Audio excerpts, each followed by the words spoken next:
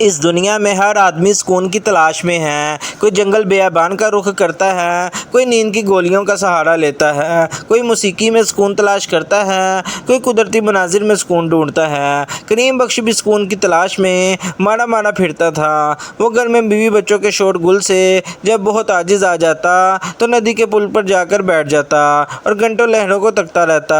ایک دن انہوں نے پیشہ امام تبارک علی سے اپنی تکلیف بیان کی اور مشورہ مانگا۔ تبارک علی نے کہا، میاں سنا ہے پڑوس کے گاؤں کیسر گنج میں ایک تجربہ کار حکیم ہے جو حکیم پرسکون کے نام سے مشہور ہے، ان سے مشورہ کر لو۔ اگلے دن کریم بخش اپنے گدھے پر سوار ہو کر حکیم صاحب کے مطب پہنچ گئے۔ حکیم صاحب گاؤں تکیے سے ٹیک لگائے سکون سے خراٹے لے رہے تھے۔ کریم بخش کے کھانسنے کی آواز سے چونک کر آنکھیں کھولیں اور اسی انداز میں لیٹے لیٹے اس کی نبض دیکھ کر بولے، سکون چاہیے؟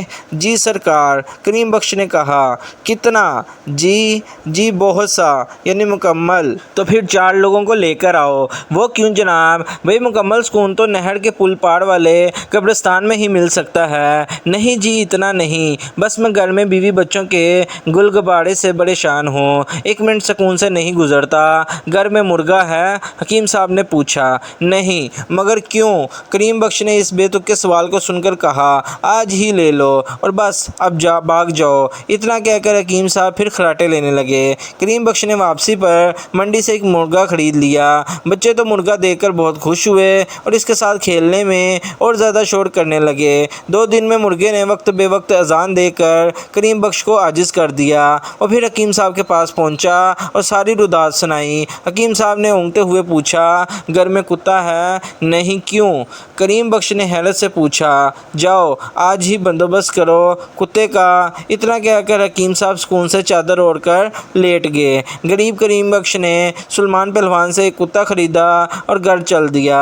بچے کتا دیکھ کر اور خوش ہوئے۔ اب کتا اور مرغا دونوں مل کر شور مچاتے، گھر میں طوفان برپا رہتا۔ کریم بخش کا رہا سا سکون بھی غارت ہو گیا۔ بیچارہ پھر حکیم صاحب کے پاس حاضر ہوا اور رو رو کر اپنی بپتا سنائی۔ حکیم صاحب انگڑائی لے کر بولے، گھر میں گدھا ہے؟ کریم بخش کو غصہ آ گیا اور اس نے کہا، حکیم صاحب میرے علاوہ کوئی نہیں، جاؤ آج ہی ایک تندرست گدھے کا انتظام کرو۔ کریم بخش نے بھولو دھوبی سے ایک گدھا خرید لیا۔ اب رات کو مرغے، کتے اور گدھے نے جو گل مچانا شروع کیا تو محلے والے اکٹھے ہو گئے اور کہا، کریم بخش تم نے اپنے ساتھ ساتھ ہمارا سکون بھی غارت کر دیا، فوراً ان جانوروں کو یہاں سے نکالو۔ کریم بخش پھر حکیم صاحب کے پاس پہنچے اور اداس سنائی۔ گدھا واپس کر دو، حکیم صاحب نے حکم دیا اور کروٹ لے کر خراٹے لینے لگے۔ کریم بخش نے واپس آ کر آدھی قیمت پر گدھا بھولو کو واپس کر دیا۔ گدھے کے جانے سے اگلے دن اس کو کافی اچھی نیند آئی اور کچھ سکون میسر آیا۔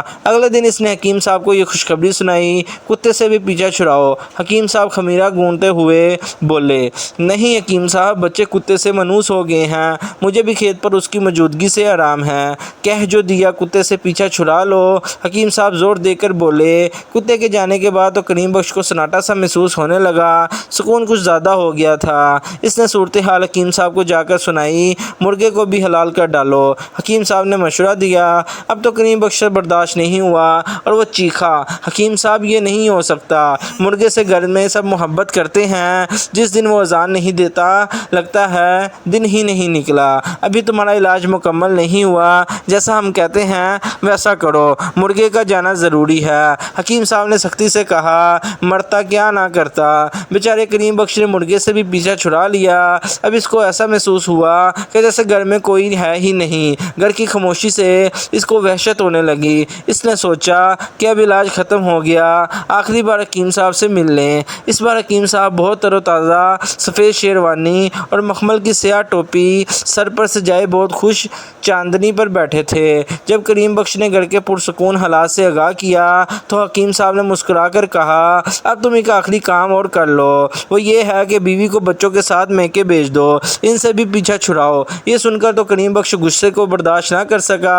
اس نے چیخ کر کہا، حکیم صاحب اب تک میں آپ کے لحاظ میں کچھ نہیں بولا، اب آپ نے بے تکے مشوروں کی حد کر دی۔ میں ہرگز اپنے بیوی بچوں کے بغیر نہیں رہ سکتا، سارا سکون اور خوشیاں انہی کے دم سے تو ہیں۔ اگر اگر ایک دن کے لیے بیوی بچے چلے جاتے ہیں تو مجھے گھر کی خاموشی کاٹنے کو دوڑتی ہے۔ اب میرے گھر میں مکمل سکون ہے۔ اب میں آپ کے کسی مشورے پر عمل نہیں کروں گا۔ یہ سن کر حکیم صاحب نے کریم بخش کو اپنے قریب آنے کا اشارہ کیا، پھر اس کے سر پر شفقت سے ہاتھ پھیر کر کہا، کریم بخش، میری یہ تمام باتیں تمہارے علاج کا حصہ تھیں۔ تمہیں اس حقیقت کا احساس ہی نہیں تھا کہ سکون انسان کے اندر ہوتا ہے۔ جو انسان اپنے اندر سکون تلاش کرتا ہے وہ اس زندگی میں کامیاب اور مطمئن رہتا ہے۔ جاؤ اب اپنے بچوں کے ساتھ سکون و آرام سے زندگی بسر کرو۔ اس لیے ہمیں ہر حال میں اللہ کا شکر ادا کرنا چاہیے۔ اس کو بہتر پتہ ہے کہ اس نے ہمیں کیسے رکھنا ہے، اور خوشی خوشی زندگی گزاریں اپنے گھر والوں کے ساتھ، اور اللہ کی ناشکری نہ کریں، اس کا ہر حال میں شکر ادا کریں۔ امید ہے ویڈیو آپ کو بہت پسند آئی ہوگی۔ ویڈیو پسند آئے تو چینل کو سبسکرائب کرنا مت بھولیے گا، اور بیل آئیکن کو ضرور دبائیے گا تاکہ مزید آنے والی ڈیلی ویڈیوز آپ کو بر وقت ملتی رہیں۔ اور ہمارے سوشل میڈیا کے اکاؤنٹس جو کہ اسی نام سے ہیں، ہانی اسٹوریز ٹی وی کے نام سے، اس کو ضرور لائک کیجیے گا۔ ہر جگہ پہ ہیں، سنیک ویڈیو، ٹک ٹاک، فیس بک، انسٹاگرام، لائکی، یوٹیوب، اور ویڈیو کو زیادہ سے زیادہ شیئر کیجیے گا اپنے فرینڈز اور فیملی ممبرز میں۔ ملتے ہیں کل ایک نئی ویڈیو کے ساتھ، تب تک کے لیے اپنا بہت سارا خیال رکھیے گا اور مجھے دعاؤں میں ضرور یاد رکھیے گا۔ اللہ آپ کا حامی و ناصر ہو۔ اللہ حافظ۔